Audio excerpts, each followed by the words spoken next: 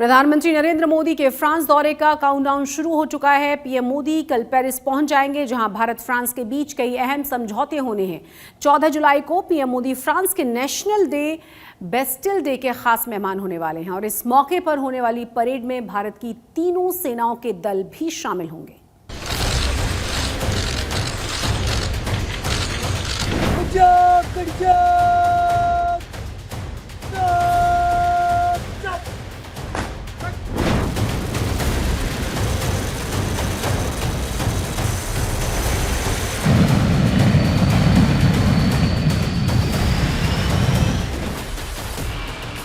तेरह जुलाई से प्रधानमंत्री नरेंद्र मोदी का दौरा आन, बान और शान का दौरा है। भारत फ्रांस की दोस्ती सैन्य स्तर पर 25 साल के बेहद अहम पड़ाव पर है, जिसका जश्न पेरिस में 14 जुलाई को बास्टिल डे की परेड के साथ मनाया जाएगा। मैक्रो के बुलावे पर पीएम मोदी इसके मुख्य अतिथि हैं। वहीं भारत की तीनों सेनाओं की टुकड़ी फ्रांस पहुंची है। जब वो फ्रांसीसी सेनाओं के साथ मार्च कर रही होंगी, तब भारत से आए 4 राफेल विमान उनके ऊपर से उड़ान भर रहे होंगे।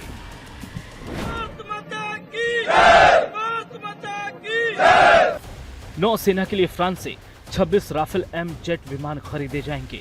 वहीं क्लवरी क्लास की 3 और पनडुब्बियों का सौदा होगा। इसके अलावा AMCA यानी उन्नत मध्यम लड़ाकू विमानों के इंजन को साथ मिलकर बनाने की डील भी हो सकती है। इस समय परेड का फुल ड्रेस रिहर्सल चल रहा है और 14 तारीख को यहीं प्रधानमंत्री नरेंद्र मोदी इस परेड को इसी तरह देखेंगे। आज तक इकलौता चैनल है जो फ्रेंच आर्मी के साथ इस समय उस परेड का हिस्सा है, जिसमें आप देख सकते हैं कि भारतीय सेना, नौसेना, वायुसेना और आर्मी का बैंड इस मार्च पास्ट का हिस्सा है। और सारे जहां से अच्छा की धुन आप सुन सकते हैं। सारे जहां से अच्छा हिंदुस्तान हमारा। फ्रांस की तकनीक से मेक इन इंडिया के जरिए भारत में हथियारों के निर्माण और उसके निर्यात की बड़ी रणनीति है। ये फ्रांस का सबसे बड़ा विमान वाहक युद्धपोत है। इस पर तैनात राफेल मरीन फाइटर जेट से दुश्मन थर्राता है। भारतीय नौसेना और वायुसेना ने 6 महीने पहले गोवा में इस युद्धपोत की मौजूदगी में युद्धाभ्यास किया था। भारत अपनी युद्धपोत INS विक्रांत के लिए फ्रांस से राफेल का मरीन वर्जन खरीदने वाला है। सुनिए फ्रांस के शक्तिशाली युद्धपोत के कप्तान राफेल एम को लेकर क्या कहते हैं। Marine is a fully polyvalent aircraft between 4th and 5th generation of fighters. It's very adaptable. It has been adaptive for all this year, since 2001 for its first commission to today and for the future. It's a very evolutive multi-role combat aircraft and very powerful. It's able to operate from an airbase or from an aircraft carrier. So it's very polyvalent. France के national day यानी Bastille day का countdown शुरू हो गया है।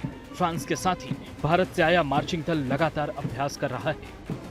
Punjab regiment की 68 जवानों की थल सेना की टुकड़ी की कमान कैप्टन अमन जगताप के हाथों में है। वहीं नौसेना के 68 सैनिकों की कमान लेफ्टिनेंट कमांडर दिशा अमृत के हाथों में है। वायुसेना के 68 सैनिकों को squadron leader Sindhu Reddy lead कर रही हैं। वहीं 38 सदस्यों वाला राजपुताना राइफल्स का बैंड उनके साथ है। मैं शॉज़ेलीज़े में हूं। ये वो इलाका है जहां पर प्रधानमंत्री नरेंद्र मोदी 14 जुलाई को बास्टिल डे परेड पर मुख्य अतिथि के रूप में आमंत्रित है।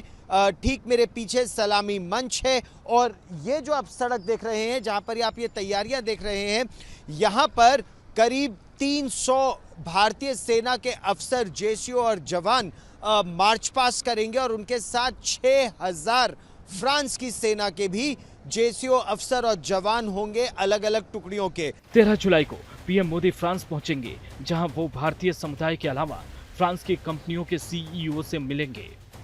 भारत फ्रांस के बीच द्विपक्षीय बातचीत होगी और 14 जुलाई को पीएम मोदी बास्टिल डे के खास मेहमान होंगे। गौरव सावंत, पेरिस, आज तक।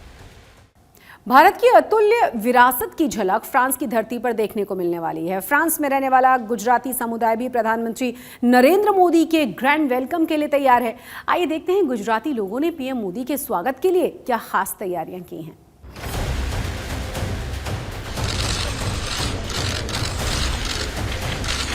मोदी मोदी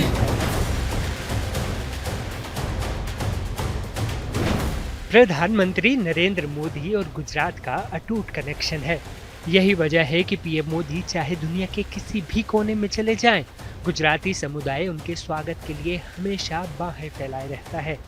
फ्रांस में रह रहे गुजराती लोग भी दिल खोलकर अपने नेता के वेलकम के लिए तैयार हैं। जी क्यों नहीं होगा, हमें तो बहुत गर्व है कि हमारे प्रधानमंत्री गुजरात से है और हर गुजराती को इतना एक्साइटमेंट है, इतना उत्साह है कि इसको हम बता नहीं सकते। जब से पता चला है सबको भाई मोदी जी आ रहे हैं, तो बच्चे से लेकर बूढ़े तक को एक उमंग की लहर चली गई है। सब लोग बोलते कि इतने प्राइम मिनिस्टर आ रहे हैं, जो यहाँ भी बच्चे पैदा हुए ना, तो सबको भी मोदी जी आ रहे हैं, मोदी जी आ रहे हैं। पीएम मोदी के ग्रैंड वेलकम में कोई कमी ना रहे, इसके लिए सेंट्रल पेरिस में भारतीय समुदाय के लोग भी खूब जोर शोर से तैयारियां पूरी कर रहे हैं। हम गुजराती कम्युनिटी है तो यकीनन गरबा तो पहले करेंगे। गरबा के बाद यहाँ पे भरतनाट्यम है, राजस्थानी फोक संगीत है और राजस्थानी से संगीत की जो शुरुआत होगी गणेश वंदना से होगी। जन्मभूमि गुजरात और कर्मभूमि फ्रांस दोनों का बराबर सम्मान करने वाला गुजराती समुदाय ये स्पेशल पगड़ी पहनाकर प्रधानमंत्री मोदी का स्वागत करना चाहता है। इसमें भारत के राष्ट्रध्वज के साथ फ्रांस का फ्लैग भी शामिल है। इसके साथ ही पीएम मोदी को भेंट में देने के लिए ये तलवारें भी हैं। हमारी कर्मभूमि जो है वो फ्रांस है, लेकिन हम पैदा ऐसी भारतीय है, तो हमारी जन्मभूमि और कर्मभूमि दोनों को हमने सम्मान देना चाहा। हमने एक यूनिक पगड़ी बनवाई। मोदी जी को वो पगड़ी हम गिफ्ट करना चाहेंगे, पहनाना चाहेंगे, जिसके अंदर भारत का राष्ट्रध्वज और फ्रांस का फ्लैग भी हमने शामिल किया हुआ है। गुजराती कम्युनिटी के लोग बताते हैं कि पीएम मोदी की वजह से भारतीयों का कद पूरी दुनिया में बढ़ गया है। अभी नई जनरेशन मोदी जी के साथ जुड़ रही है यहाँ से भी, और सब समझ रहे हैं कि मोदी जी की वैल्यूज़ इस वक्त कितनी है। सिर्फ इंडिया में नहीं लेकिन सारी वर्ल्ड में मोदी का जो एक इमेज बना है उसके हिसाब से इंडियन बहुत एक्साइट है, क्योंकि बास्टिल डे के ऊपर इनवाइट किया है, तो बास्टिल डे पे इनवाइट करना कोई छोटी बात नहीं है। फ्रांस में आज तक सिर्फ 5 लोगों को इनवाइट किया गया है बास्टिल डे पे। भारत की अतुल्य विरासत की झलक फ्रांस की धरती पर देखने को मिलने वाली है, जिसका हर किसी को बेसब्री से इंतजार है। इंडियन कम्युनिटी के जो लोग हैं, स्पेशली गुजराती कम्युनिटीज़ की जिनसे हमने बात की, वो किस तरीके से पूरी तरीके से तैयार हैं। बहुत सारी एक्टिविटीज़ कल के लिए प्लान है, जब कल प्रधानमंत्री नरेंद्र मोदी इंडियन कम्युनिटी के लोग, डायस्पोरा के लोगों को एड्रेस करेंगे, उनसे मुलाकात करेंगे। किस तरीके से सारे फोक डांस फॉर्म्स और बहुत सारी चीज़ें, किस तरीके से पगड़ियाँ इन्होंने तैयार की गई हैं, बहुत सारी चीज़ें प्रधानमंत्री को खुद अपने हाथों से गिफ्ट करने का प्लान जो है वो इंडियन कम्युनिटीज़ के लोगों में है। अब देखना ही होगा कि किस तरीके से कल जब प्रधानमंत्री यहाँ पहुँचते हैं तो इन सब की एक्सपेक्टेशंस, उनका जो वेलकम है किस तरीके से भव्य होता है। मैं नेहा सूर्यवंशी, आज तक के लिए पेरिस, फ्रांस से। यूसीसी को लेकर आदिवासी समाज का विरोध प्रदर्शन अब गुजरात में तेज हो चुका है। पंचमहल में आदिवासी समाज के लोगों ने अपना विरोध जताया है, जहां बड़ी तादाद में आदिवासी समाज के लोगों ने डीएम ऑफिस जाकर राज्यपाल के नाम ज्ञापन भी सौंपा। साथ ही साथ इसे लागू नहीं करने को लेकर अपील भी की।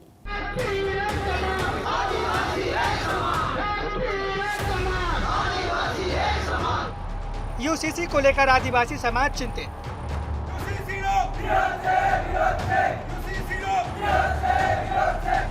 आदिवासी समाज कर रहा है यूसीसी का विरोध।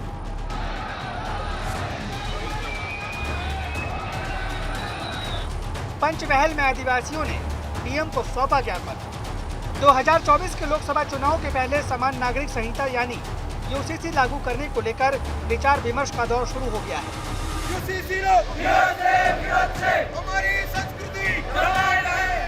यूसीसी का विरोध करने से लेकर इस पर सियासत भी खूब हो रही। वहीं अब इसे लेकर आदिवासी समाज भी चिंतित है।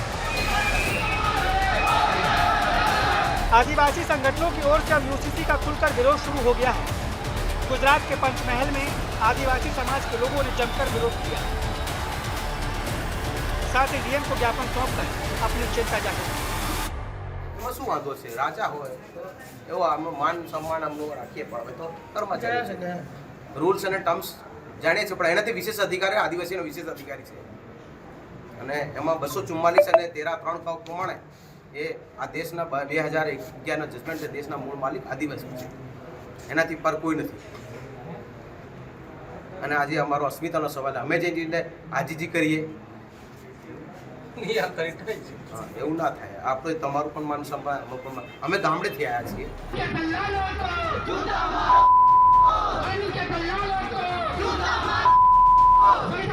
इस प्रदर्शन में पंचमहल के कई गांवों से बड़ी संख्या में आदिवासी समुदाय के लोग शामिल हुए।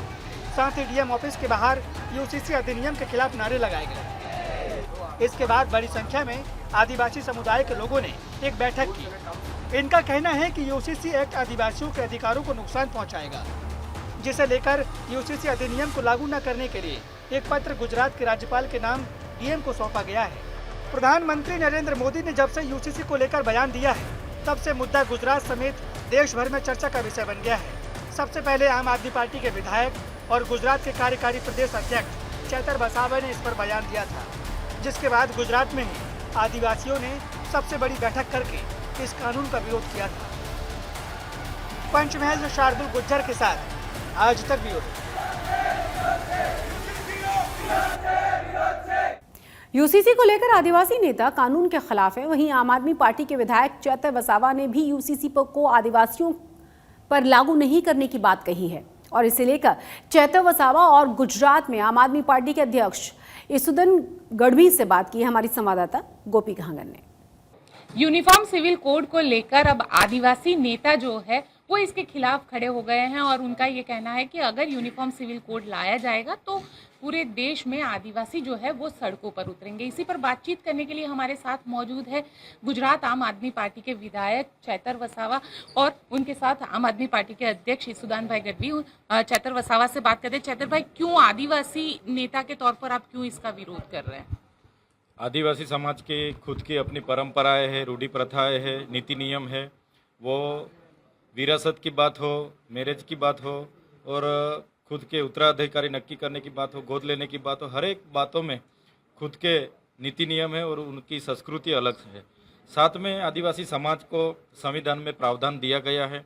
वो 371 की बात करें, 73AA की बात करें, अनुसूची 5 की बात करें, अनुसूची 6 की बात करें, पैसा एक्ट की बात करें, तो आदिवासी जब यूनिफॉर्म सिविल कोड लागू होगा, समान नागरिक संहिता लागू होगा, तो पूरे आदिवासी को इसमें से उनकी जो अस्तित्व है वो नष्ट हो जाएगा। इसलिए पूरा आदिवासी आज उनका विरोध कर रहा है। आदिवासी समाज की आज की परिस्थिति ऐसी है, खुद भी आज सामाजिक, धार्मिक और राजकीय, आर्थिक हर एक क्षेत्रों में आदिवासी समाज आज भी पीछे है और आज हम देख रहे हैं आदिवासी समाज को आज भी समानता का अधिकार नहीं मिल रहा है।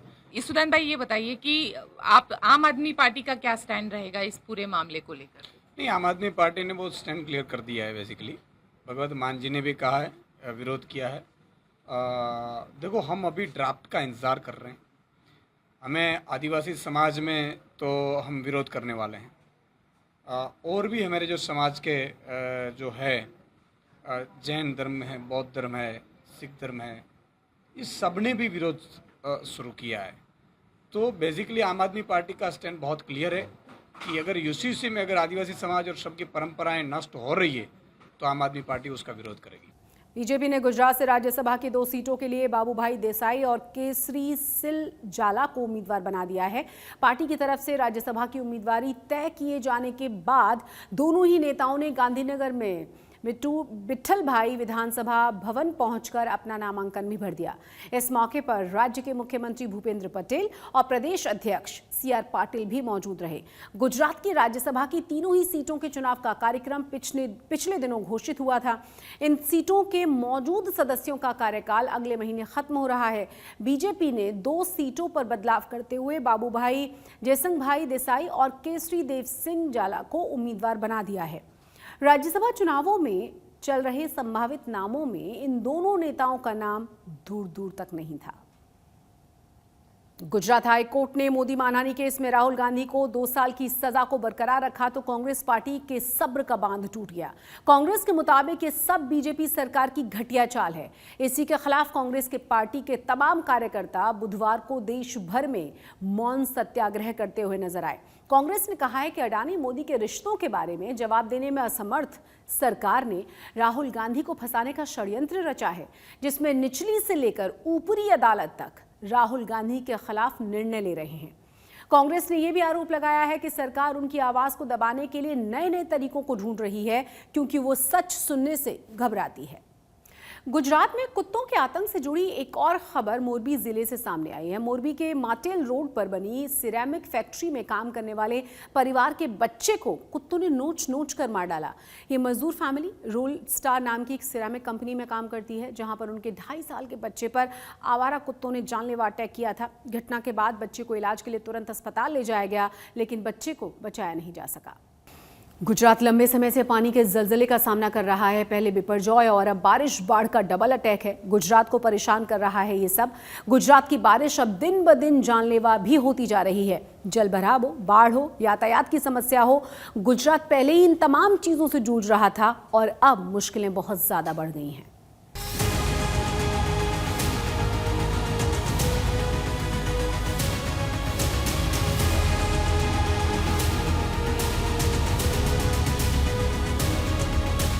गुजरात में आसमान से आफत की बारिश बरस रही है।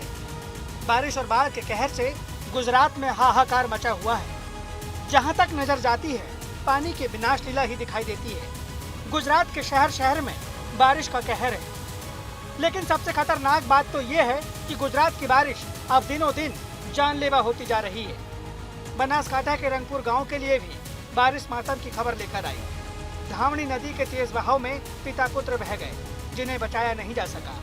एसडीआरएफ ने किसी तरह से उनके शव को बरामद किया है। जूनागढ़ में हुई भारी बारिश के चलते जमजीर वाटरफॉल में अमेरिका के नायाग्रा फॉल जैसी झलक दिखाई पड़ रही है। नर्मदा जिले के वन क्षेत्र में हो रही बारिश के कारण प्रख्यात निनोई वाटरफॉल का रौद्र रूप देखने को मिला, जिसे आज तक की टीम ने अपने कैमरे में कैद कर लिया। महिसागर जिले में नदी, झरने, तालाब सब पानी से लबालब है। इसे देखकर पर्यटक तो खुश हैं, लेकिन लगातार बढ़ता ये पानी स्थानीय लोगों के लिए मुसीबत बन गया है। राजकोट में सड़कों ने नदियों और नदियों ने समंदर की शक्ल ले ली है। कई गांवों में तो हालात इतने बदतर हैं कि लोग तैरकर रास्ता पार कर रहे हैं। नवसारी में बारिश के चलते पूर्णा, अंबिका और कावेरी नदी में बाढ़ आ गई है। इन नदियों में बने सभी पुल अब पानी के आगोश में समा गए हैं। नवसारी के विट्ठल मंदिर, रामनगर, मेघबाड नगर के कई इलाकों में जनजीवन ठप हो चुका है। खेड़ा तहसील के बासना खुर्द में एक निर्माणाधीन पुल का हिस्सा टूटकर नदी में गिर गया। गनीमत रही कि यहाँ काम रुका हुआ था, वरना कोई बड़ा हादसा भी हो सकता था।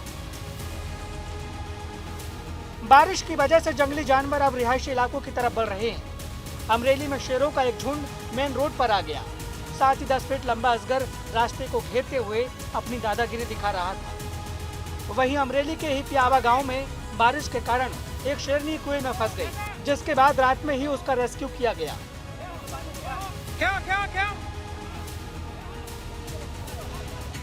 उधर अरावली के कई गांवों का संपर्क शहर से टूट गया है। बच्चे कई दिनों से स्कूल नहीं गए। कर्मचारियों ने दफ्तर, दुकानदारों ने दुकान और किसानों ने खेती का मुंह तक नहीं देखा। सब पानी की दादागिरी से बेबस घरों में डूब के बैठे हैं। नर्मदा शहर की रफ्तार भी बारिश की वजह से थम गई है। सड़कों पर इक्का दुक्का वाहन दिखाई पड़ रहे हैं। गुजरात लंबे वक्त से पानी के जलजले का सामना कर रहा है।